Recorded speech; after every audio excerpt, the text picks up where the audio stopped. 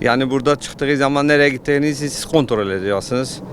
Haklı olarak yani şimdi bir müdür, bir okul yöneticisi olarak yani çocukları kontrol edecek bir şeyi yoktur.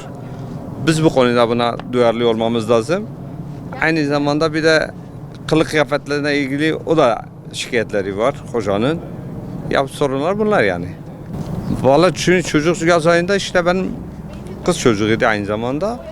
Yani evdeydi. Ben aileyle birlikte tahtile falan zaman zaman gidiyor. İşte gittik beraber.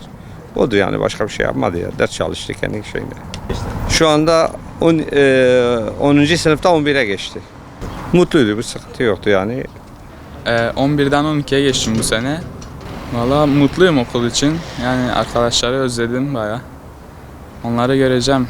Mutluyum bu yüzden. Bu 3 ay tatilde dershaneye gittim.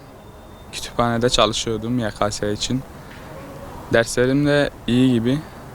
Hedefim eczacılık. Gelmezse de mezuna kalacağım bu sene. Gelmezse de gelecek yıl hazırlık yapacağım tekrar.